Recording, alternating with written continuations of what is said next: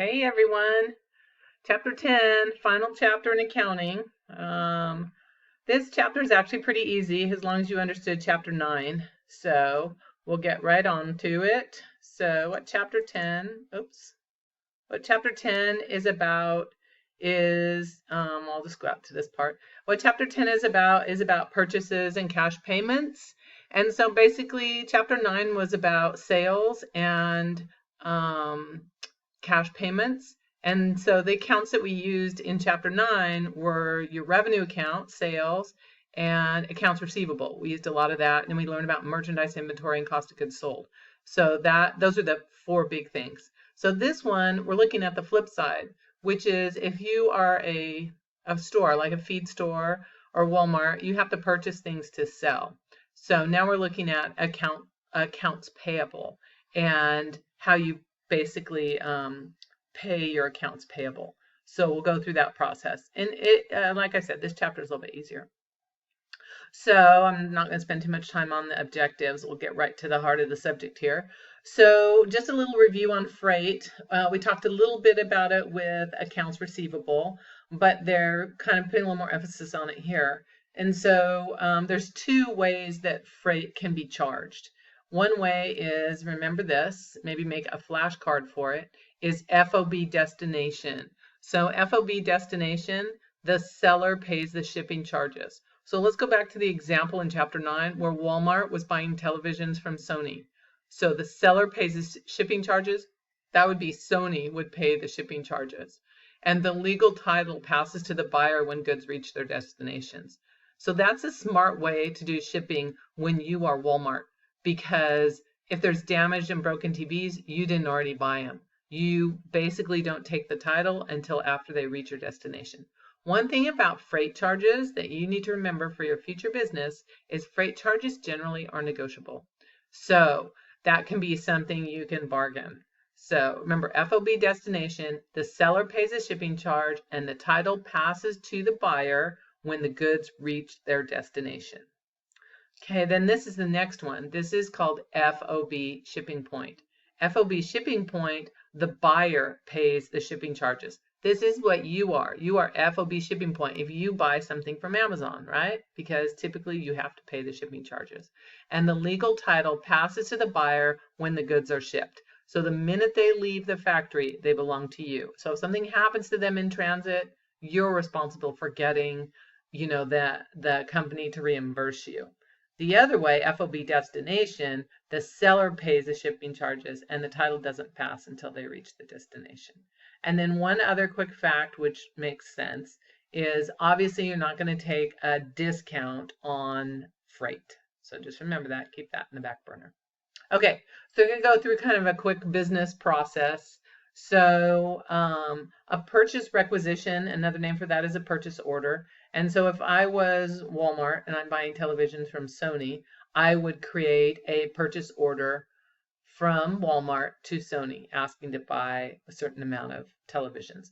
And that would be sent to the purchasing department, which actually places the order, and then accounting, which actually pays the bill. So just a little, how business would operate.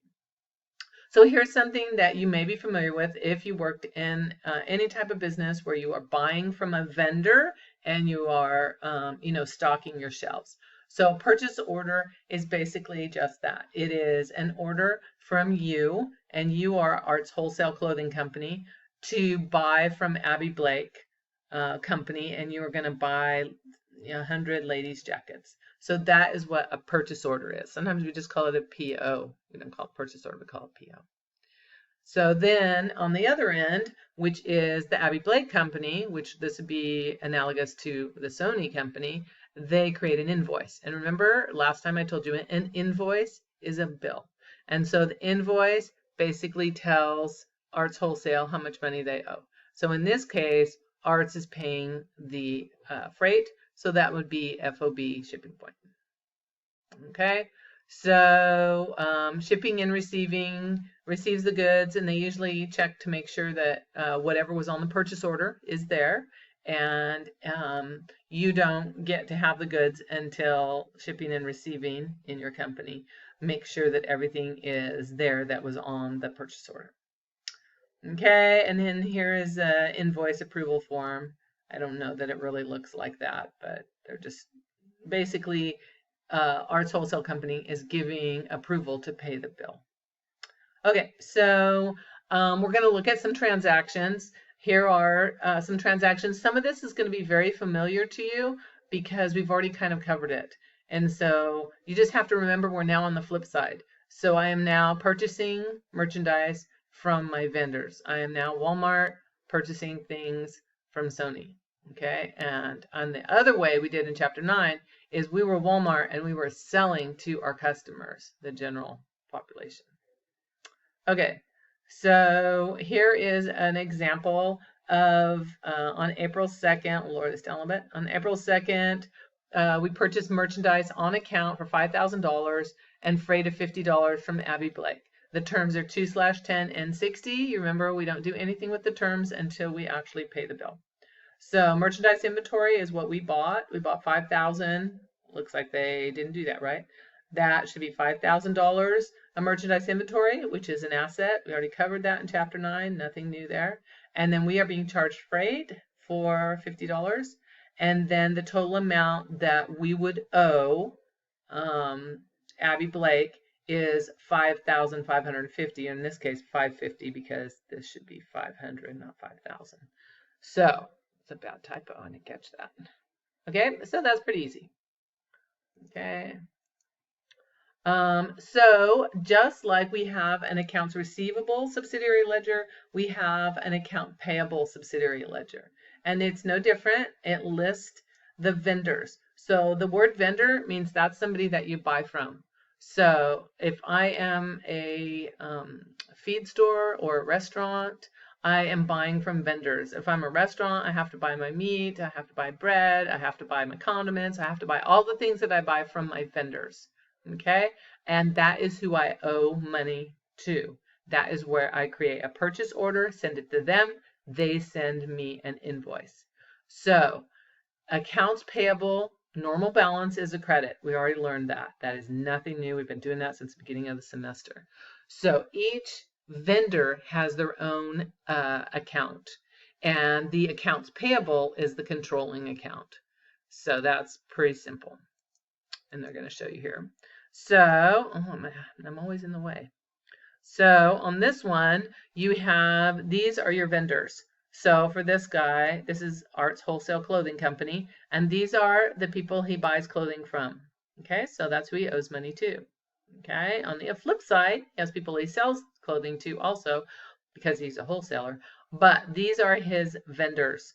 And so the sum total of all these subsidiary ledgers would equal the accounts payable controlling account. And accounts payable, remember, is going to show up on the balance sheet.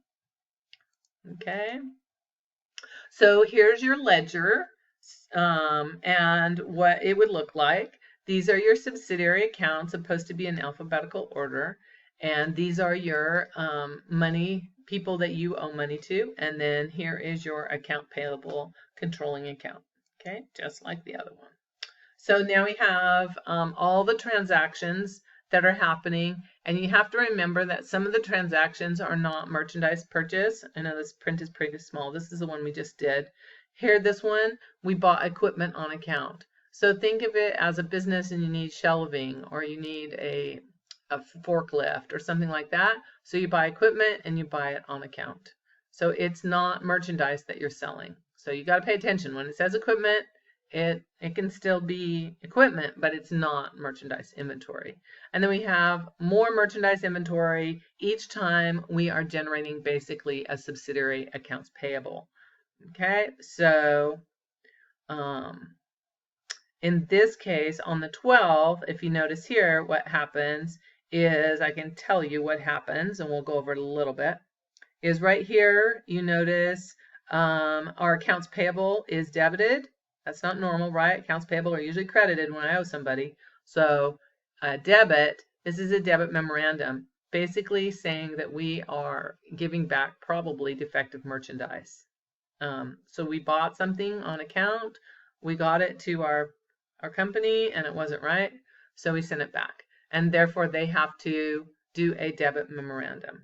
Okay, and they have to debit the accounts payable. That's why it's called a debit memorandum. Okay, so let's keep going on this one. So again, you purchase, you have your freight charges, you have your accounts payable. This is a controlling account. This cute little check you do here is when you put it in the subsidiary ledger. So there it is from the journal, page 2, $5,050, Abby Blake, GJ2. And then you have your inventory and your controlling accounts payable. Okay, so this is an actual debit memorandum, basically saying that there was something defective and that we are debiting the accounts payable. Remember, when you debit the accounts payable, you make the accounts payable balance go down, decrease it. Don't get that confused with a credit memorandum. A credit memorandum happens on accounts receivable, and that's when your customers that you sell to bring back defective merchandise. So there's a debit memorandum and a credit memorandum. Got to keep them separate. Okay, so basically what's happening here is we are debiting our accounts payable, so we don't owe Thorpe as much as we did, and we are decreasing our merchandise inventory because we are giving things back. Okay, so time goes on, we post all those entries. We can now see which accounts we do the most business with. We can see what the balance is in these accounts. The balance sum total together should equal the balance in accounts payable. Remember, they're both entered in accounts payable. And then is your inventory. We bought some supplies, we bought some equipment. So it's good practice because it goes back to the old just entering debits and credits, which is good. It's good to learn. Okay, I'm going to stop there and I'm going to give you a homework assignment and we'll see how that goes for objective 10.1.